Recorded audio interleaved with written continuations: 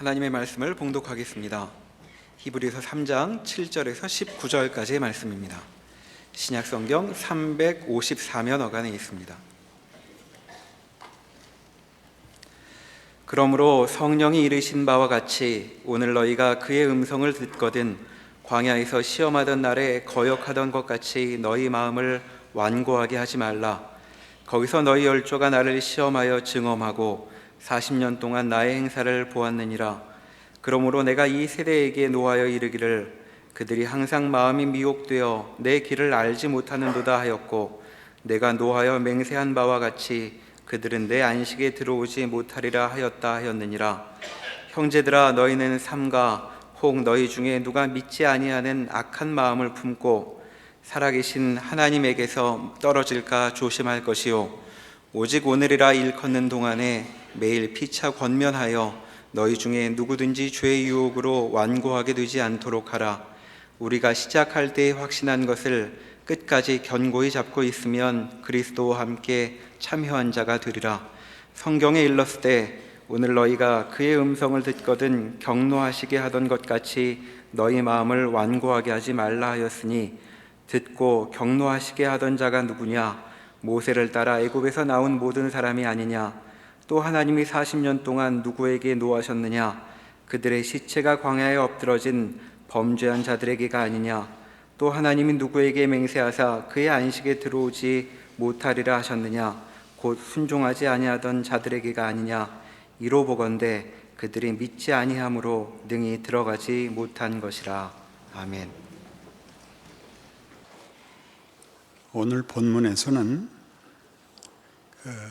출애굽 사건을 예로 들면서 이 히브리서의 수신인들, 초대교회의 박해와 어려움 속에서 당황하고 실족하고 머뭇거리는 교우들을 이제 힘있게 격려하며 또 고중하고 있습니다. 가장 중요한 내용은 출애굽 때에 그 큰 기적 속에 구원함을 얻은 이스라엘의 선조들이 광야 생활에서 약속의 땅을 순종하지 못하여 믿음이 없어서 입국을 거절당하고 광야에서 죽어나갔다 하는 것입니다. 순종한다 하는 것이 예수를 믿는 사람들에게는 언제나 요구되는 성경의 그저 당연한 요구들입니다. 다른 표현으로는 믿음이 없어서 순종하지 못했다 이렇게도 쓰기 때문에 순종은 분명히 믿음의 행위고 믿음은 순종으로 행사되어야 하는 것이 맞습니다. 그러나 우리가 모든 경우에 그렇듯이 당연한 결론을 강조한다고 해서 사람이 그렇게 되지는 않습니다.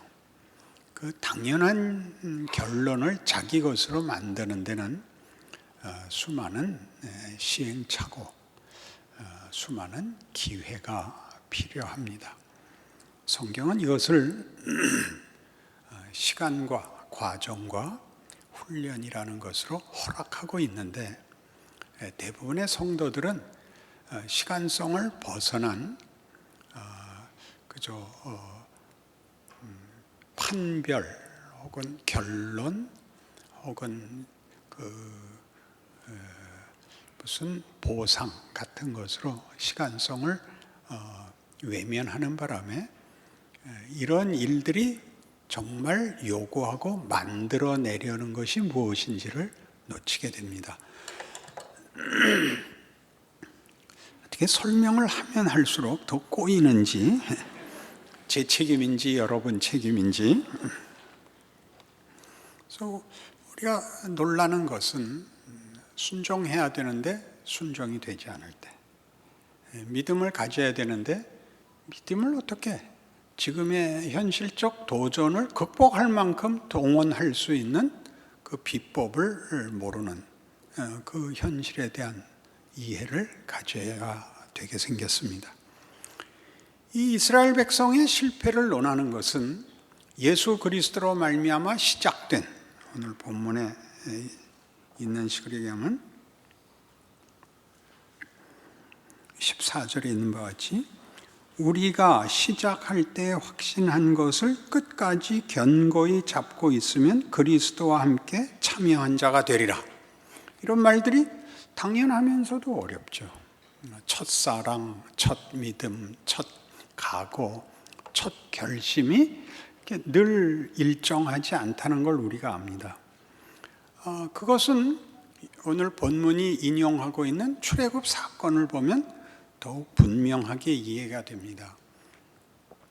하나님은 이스라엘 백성을 애굽에서 꺼내셨지 애굽을 주지 않았습니다. 여기서부터 일이 꼬인 거죠. 바로를 죽이고 지금 뭘 절 세우든지, 여러분 마음에 드시는 누굴 세워서 우리 말이 통하는 우리 편의 권력자를 세워서 우리 말을 들어주는 그 비옥한 땅에서 잘 먹고 잘 살게 했으면 아무 문제 없었을 텐데 약속의 땅으로 가라고 합니다. 애굽에서 약속의 땅 가나안까지는 상당한 거리가 있고 그 사이를 광야 지대가 막고 있는데 그 지리적으로 이 광야를 지나서 약속의 땅으로 들어가는 동안 이 사이에 여러 가지 일이 생깁니다. 우선 여행의 고단함, 또 광야가 도전하는 불편함, 먹을 것이 없고 마실 것이 없고 그리고 막막하고 하는 것들이 이스라엘 백성들에게 큰 시험이 돼서 뜻밖에도 이스라엘 백성은 그 큰 기적을 보고 애굽에서 해방이 되어 나와 찬송과 기쁨으로 시작을 한 여정 속에서 계속 이런 푸념, 절망, 비명을 지릅니다. 왜 꺼내줬느냐? 거기서 종살이 하는 게 낫다. 굉장한 대답이죠. 어디서부터의 해방이 무엇을 위한 해방으로 마무리되지 않으면 자유라는 것은 사실 덧없습니다. 공포나 압제로부터의 해방은 당연하지만 공포와 압제로부터 해방이 되어서 스스로 만족할 수 있고 자랑스러운 그런 자리에 가는 해방이 아니라면, 그런 구원이 아니라면, 그런 자유가 아니라면 그 전보다 나을 것이 없죠. 우리가 순종해야 된다, 믿으면 된다라는 말들은 맞는 말이지만 믿음을 동원하고 순종을 행했음에도 불구하고 어떤 세상적인 무지, 거역, 비열함, 죄악된 생각들을 끊고 헌신을 했음에도 말하자면 애굽에서 구원을 받았을지라도 간대가 광야에 불과하면 우리는 우리의 믿음이 잘못된 건지 믿는 게 무슨 소용인지 막막함 속에 들어갈 수밖에 없는 거죠. 그러니 이 사건은 좀 더 깊게 우리가 믿음을 논할 때에 성경에서 가장 중요한 선언으로 예수를 믿으면 구원을 얻는다라는 말이 우리에게 은혜로 다가오는가 책임으로 다가오는가 이렇게 한번 물으실 필요가 있습니다. 예수를 믿어라라는 말은 책임입니까? 은혜입니까? 우리 한번 옆 사람한테라도 물어볼까요? 우리는 예수를 논하면 100% 은혜에 관한 얘기입니다. 당연한 얘기입니다. 그러면 왜 예수로 말미암는 은혜를 받아라 그렇게 얘기하지 않고 예수를 믿어라 이렇게 얘기를 할까요? 믿음은 은혜에 속한 것으로 보입니까? 책임에 속한 것으로 보입니까? 목사님 그런 거 물어보지 마세요. 제가 안심을 얻으려고 평안을 얻으려고 나왔지 무슨 따지려고 나왔겠습니까? 그런 얼굴을 하고 있으면 안 됩니다. 믿음은 여러분에게 어떤 뉘앙스로 옵니까? 책임입니까? 은혜입니까?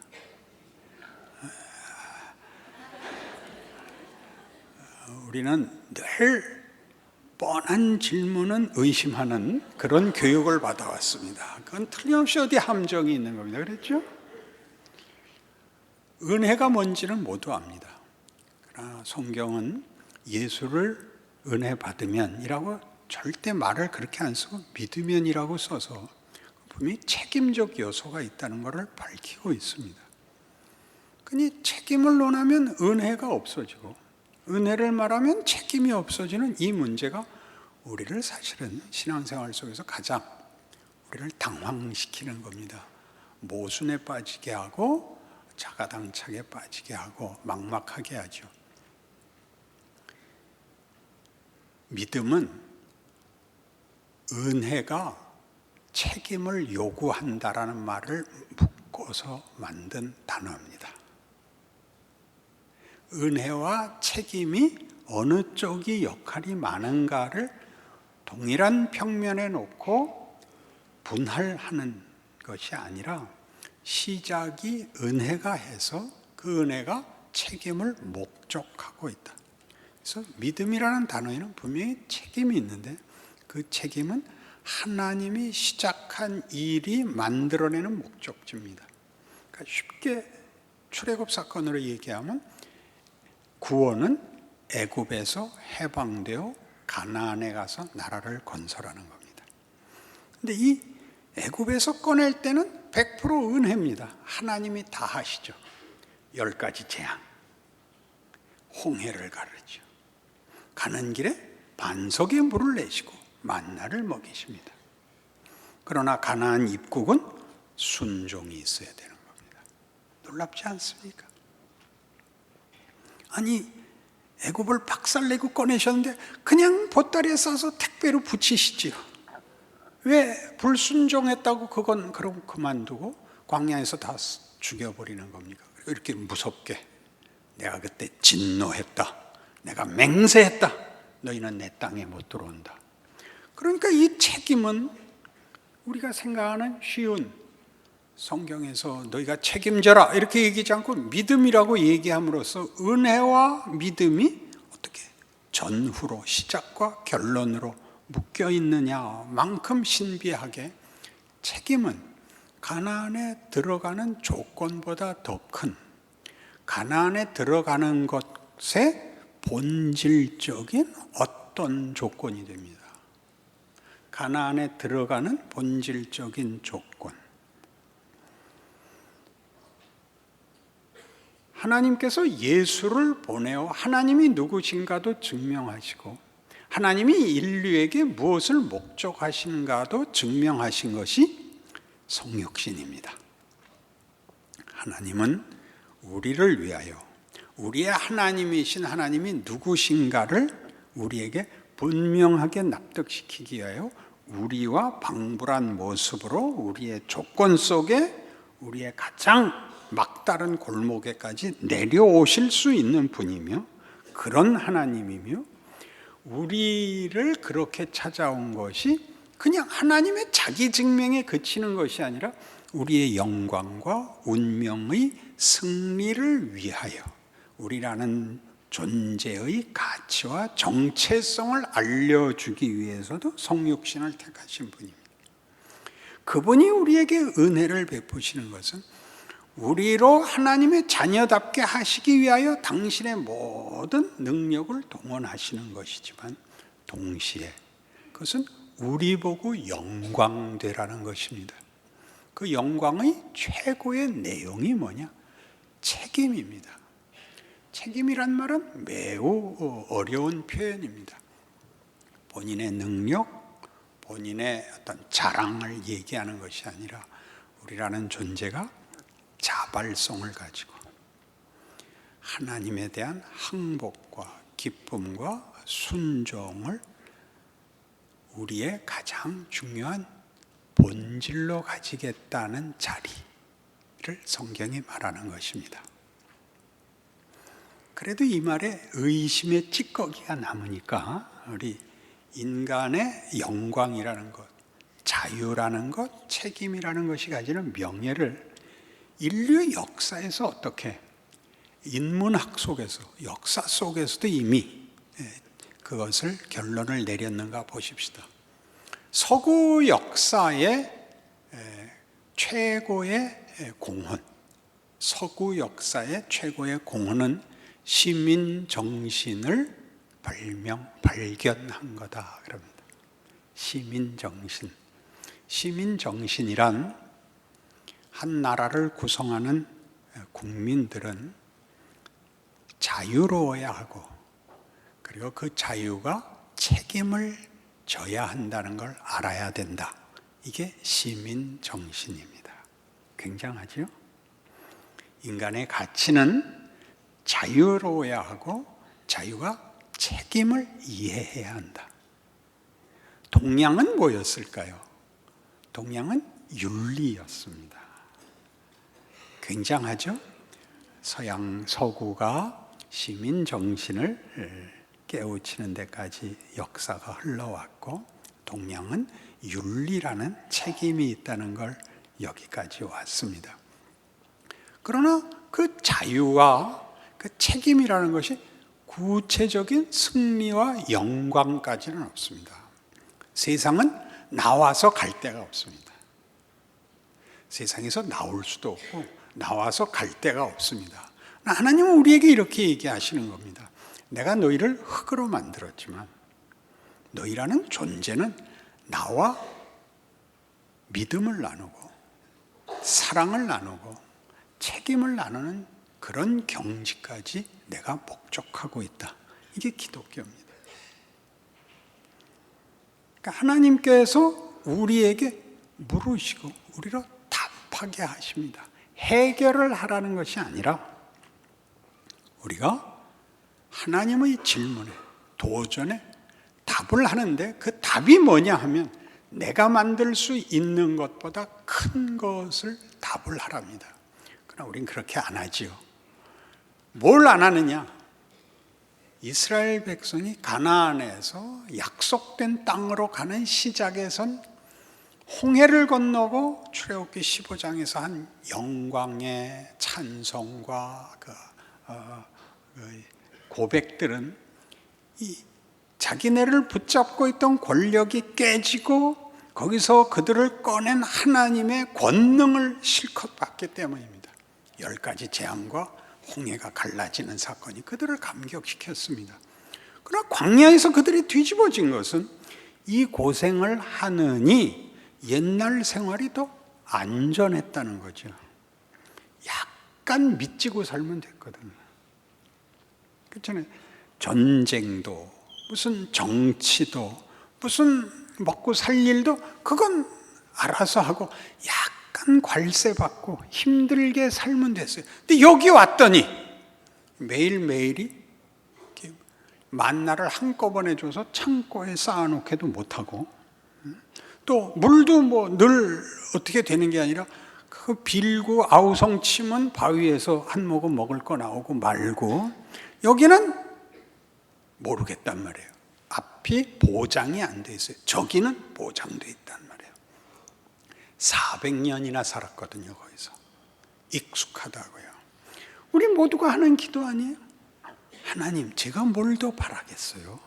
저 우리 자식들 흉안 보고 나 걱정 안 하고 이렇게 살다가 그냥 빨리 그냥 곱게 죽여주세요. 여기가 광야죠. 난 분노했다. 야, 이 새끼들아, 내가 네 애비인데 날 뭘로 아는 거냐? 뭐 곱게 살다가 그냥 쉽게 죽게 놔두라고? 너 이 새끼 정말 죽어볼래? 그게 이 얘기죠. 뭐 도대체 예수를 믿는다, 하나님이 어떤 진정성을 갖고 우리를 만들고 우리 인생에 개입하고 있느냐, 역사가 뭐냐, 인생이 뭐냐, 현실이 뭐냐에 대해서 우린 밤낮 하나님한테, 하나님 이게 뭐예요? 차라리 돌아가는 게 낫잖아요. 왜 불러내갖고 고생을 시키세요? 밤낮 그거 안 해요. 표정을 보세요. 표정을 한번 보세요. 옆 사람 어디 괜찮은 표정이 있는가? 괜찮은 표정이 없잖아요. 다 짜증이 나고 이게 뭔가란 말이에요. 뭘 모르는 거예요? 명예를 모르는 거예요. 인간이라는 존재와 운명이 가지는 하나님이 전심을 기울여서 만들고 기르고 채우고 있다는 생각을 아무도 안 하는 거죠. 그냥 쉬운 걸로 그냥 대강 살다 체념하는 거죠. 가나안 들어가서는 어떻게 되는지 아세요? 가나안 들어가서 이번엔 우상 섬겨갖고 망하죠. 왜요? 우상이란 뭐냐면 하나님 외에 다른 신을 섬겨서 하나님 앞에 벌받아, 그런 문제가 아니라 쉬운 것으로 타협하게 되는 거죠. 쉬운 것으로 타협하게. 하나님이 그렇지 않다. 너희는 마음껏 영광을, 명예를, 승리를 구가할 수 있는 존재다. 그런 나라 만들어라. 그런 존재가 되라. 그거 다 거부했어요. 등 따시고 배부르고 면 그만인 거예요. 요즘은 텔레비 보면 다 눈 커지고 등 따시고 배부르고 눈 커지면 단 거예요. 그러면 안 돼요. 총기가 흐려지잖아요. 눈이 크면 기가 다 빠진대요. 좀 정신들을 차리세요. 예수를 믿는 게 뭔가? 예수를 믿으면 무슨 뭐가 형통하고 뭐 잘할 그런 것들로 이렇게 쓱 둘러쳐서 어물어물 그렇게 못하게 하시는 거예요. 하나님이 박살을 내는 거죠. 고난이에요. 예수님의 고난에 대해서 성경이 이렇게 5장 8절에 선언합니다. 바로 옆에 장에 있으니까 한번 보실까요? 5장 8절. 그가 아들이시면서도 받으신 고난으로 순종함을 배워서 온전하게 됩니다. 고난은 큰 거예요. 무엇으로부터 풀려란 정도가 아니라 긍정적으로 만들어야 될 어떤 구체적인 거예요. 예수님마저도 하나님을 증명하는 일에도 구체성을, 우리가 누구인가를 우리에게 보여주는 일도 구체적인 도전과 시험과 유혹을 뿌리치고, 최소한의 안심, 최소한의 어떤 확인 정도가 아닌 훨씬 큰, 시간 되면 밥 주면 되는 정도가 아닌. 예수님은 사역 초기에 광야에 나가서 기도하시고 준비하시는 중에 시험을 받습니다. 잘 아시잖아요. 떡을 만들어라. 성전에서 뛰어내려라. 내게 절해라. 이 전부를 거부하십니다. 그래서 어떻게 되죠? 거기에 그 조건 속에서 하나님의 일을 이루시는 일을 감수하시죠. 떡의 메인 인생. 모든 문제를 해결하라고 아우성치는 진정한 목적과 내용을 외면하자는 일, 신기하고 놀랍고 작은 거짓과 작은 기만에 붙잡히는 것들을 거부하셨어야 됐어요. 내게 절하면 천하 만물을 주겠다를 거부하시는 정도가 아니라 그렇게 도전하고 위협하는 존재를 놔둔 채로 그 조건 속에서 아버지 일을 하는 거죠. 그래서 여러 가지 시험을 다 받으시고 고난을 당하시죠. 죽이겠다고 덤비고 그에게 와서 조롱하고, 그리고 기어코 팔고 채찍질하고 놀리고 달아맵니다. 그 모든 것보다 큰, 그 모든 것에 답하는 것으로는 답이 나오지 않는, 그 모든 것을 해결해버리는 그런 것이 아닌 더 놀라운, 우리의 상상을 벗어난 일을 하나님이 예수 안에서 증언하셨습니다. 그 우리 인생에 그거 지금 하고 있습니다. 우리의 기도는 뭡니까?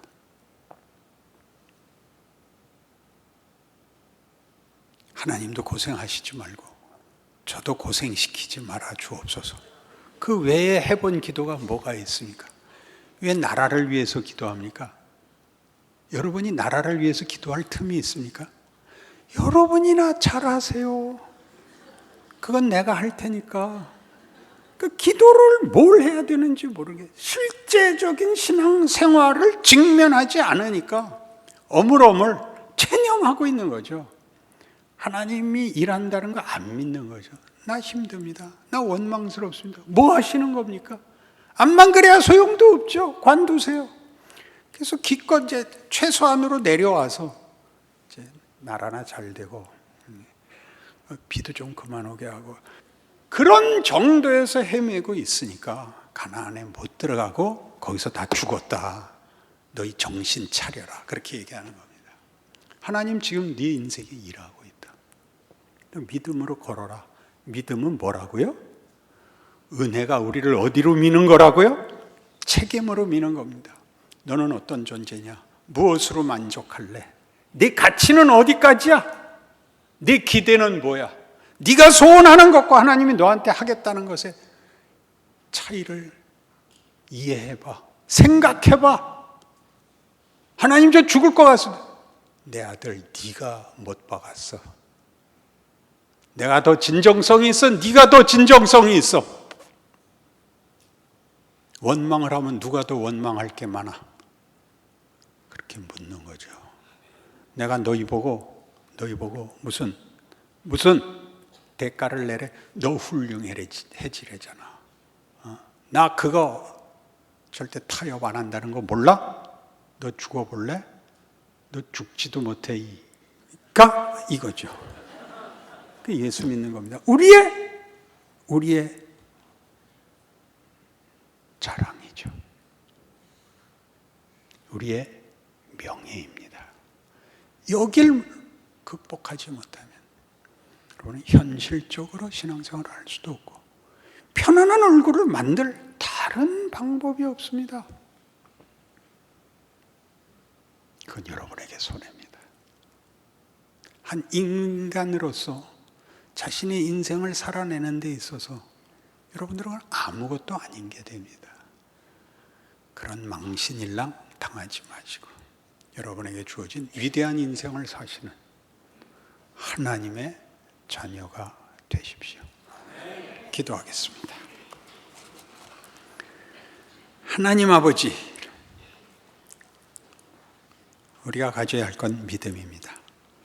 하나님이 우리에게 모든 걸 주셨다는 사실과 지금 일하고 있다는 사실 속에서 하나님의 자녀답게 선택하고 순종하고 이겨야 합니다. 혹 실패하는 날이 있으면 그 다음에는 보다 나아져야 됩니다. 우리의 실패가, 우리의 타협이 거기가 끝이 되지 않게 하시는 하나님의 진실하심을 믿습니다. 그러니 다시 힘내게 하시고 기어코 승리하도록 붙들어 주시옵소서. 예수님 이름으로 기도합니다. 아멘.